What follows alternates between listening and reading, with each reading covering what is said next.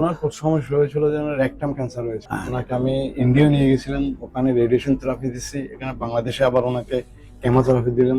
অনেক টাকা খরচ হয়েছে। জানুয়ারি 12 তারিখ ডাক্তারে বলেছে দিচ্ছে উনি মারা যাবেন, বাঁচবেন না বেশি দিন। ওনার ব্রেনের ক্যান্সার ছড়াই গেছে। আচ্ছা, কত টাকা খরচ হয়েছে আপনার ইন্ডিয়াতে? আমার এই পর্যন্ত প্রায় 20-22 লক্ষ টাকা খরচ হয়ে গেছে। আমি সার্জারি না করার জন্য আপনার এখানে আসছি। আপনি বলছেন যে সার্জারি করাতে হবে না, এটা গোটা এমনি শুকিয়ে যাবে, সার্জারি করাতে হবে, আপনি চিকিৎসা চালান।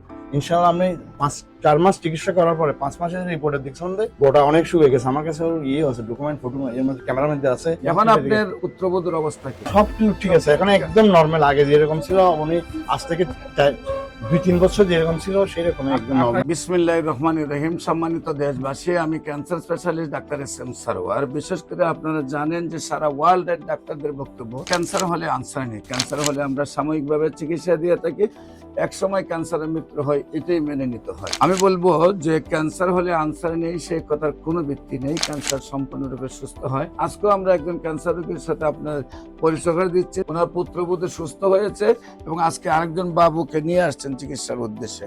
আপনার নাম? রফিক আহমদ। রফিক আহমদ। আপনার পিতার নাম? মরহুম সুলতান আহমদ। মোহাম্মদ সুলতান আহমেদ। আপনার মাতার নাম? সবিলা খাতুন। সবিলা খাতুন। আপনার গ্রাম? রাউজান। রাউজান। Post office? নোয়াপাড়া। নোয়াপাড়া। থানা? রাউজান। রাউজান। থানা রাউজান। তো গ্রামের নাম কি? পশ্চিম গুজরা। পশ্চিম গুজরা। পশ্চিম বুজরা। হ্যাঁ। এটা সৌদি আরবের নাম। না না, বুজরা। গুজরা। জেলা হলো চট্টগ্রাম। আপনার পুত্রবধূ কিভাবে কি সমস্যা হয়েছিল? ওনার সমস্যা হয়েছিল যে রেকটাম ক্যান্সার হয়েছে। ওনাকে আমি ইন্ডিয়া নিয়ে গেছিলাম, ওখানে রেডিয়েশন থেরাপি দিচ্ছি। এখানে বাংলাদেশে আবার ওনাকে কেমোথেরাপি দিলাম। অনেক টাকা খরচ হয়েছে। আপনার ইন্ডিয়াতে চিকিৎসা করেছেন, বাংলাদেশেও চিকিৎসা হয়েছে।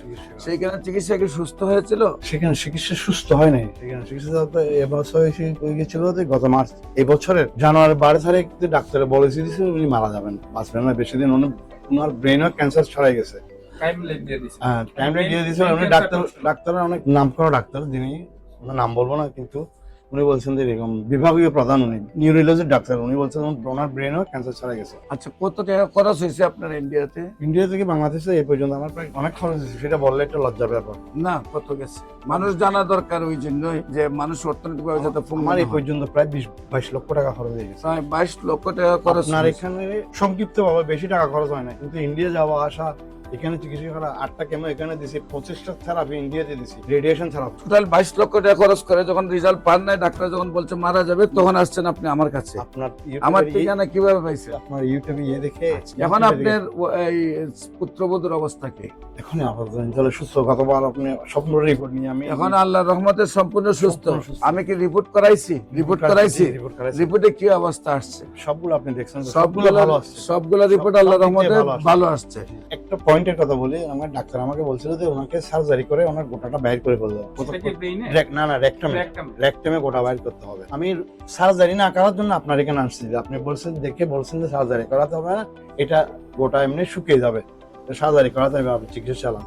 ইনশাআল্লাহ আপনি 4 মাস চিকিৎসা করার পরে 5 মাসের রিপোর্টের দেখছেন যে গোটা অনেক শুকিয়ে গেছে। আমার কাছে আছে ডকুমেন্ট, ফটো এর মধ্যে ক্যামেরার মধ্যে আছে, মোবাইলের মধ্যে আছে, আপনাকেও দেখাইছি। সেই জন্য একটা ভরসা রাখছি যে নিশ্চয়ই ইনশাআল্লাহ যদি ক্যান্সার রোগী ভালো না হতো তাহলে এত রোগী আপনার পাশে আসতো না। আমি এখানে যতবার আসলাম দেখলাম, আমি তো 7 মাস রানিং করতেছি। আরো 2-1 রোগী পাঠিয়েছিল, আমার কাছে জিজ্ঞেস করছে, আরো একজন রোগীর রিপোর্ট আমার জেবে আছে।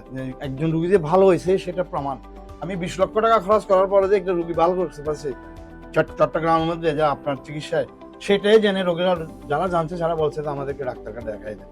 আমি ডাক্তার দেখাই দিচ্ছি, ওরা এখানে আসতেছে। যারা আসতে একটু অসুবিধা হয় তাদের সাথে আমি আসি, এরা একটু আসতে অসুবিধা হয় সেই জন্য আমি এদের সাথে আসছি। আজকে কালকে পরশু আবার আমার পুত্রবধূ নেওয়ার ডেট, ওষুধ নেওয়ার ডেট। ওনার তো ব্রেইনে ক্যান্সারটা ছিল, ঠিক না? উনি ওনার ডাক্তার ব্রেইনেও ছিল। টিউমারও চলে গেছিল এবং ক্যান্সারও চলে গেছে। এরকম বলছিল, এরকম একটা রিপোর্ট করে দিয়েছিল। স্মৃতিশক্তি ঠিক আছে না, তো? সব কিছু ঠিক আছে, এখন একদম নর্মাল। আগে যেরকম ছিল উনি আজ থেকে 2-3 বছর যেরকম ছিল সেরকম একদম আপনার নর্মাল। কি কোনো মনে হয় যে কোনো অ্যাবনরমাল বিহেভিয়ার?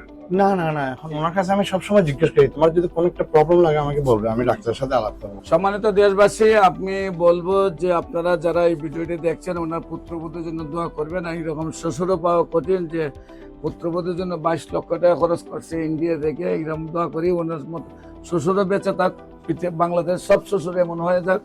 আর বৌমারও এমন হয়ে যাক যে শ্বশুর যেন 22 লাখ টাকা বৌমার জন্য খরচ করে।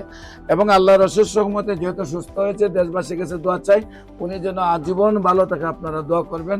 আর বিশেষ করে উনি আজকে আরেকজন বাবুকে নিয়ে আসছেন, ওর জন্য দোয়া করবেন। ওর এখানে এই যে টিউমার গুলা ধরা পড়ছে, এতে ক্যান্সার। আল্লাহর অশেষ রহমতে আমরা আশাবাদী 4 মাস চিকিৎসা করলে সুন্দরভাবে সুস্থ হয়ে যাবে। যে আপনারা গণস্বাস্থ্য হোমিওতে চলে আসুন, সুন্দরভাবে সুস্থ হবে। সবাইকে ধন্যবাদ। যে কোনো প্রয়োজনে স্ক্রিনে দেওয়া নম্বরে যোগাযোগ করেন। আসসালামু আলাইকুম ওয়া রাহমাতুল্লাহি ওয়া বারাকাতুহু।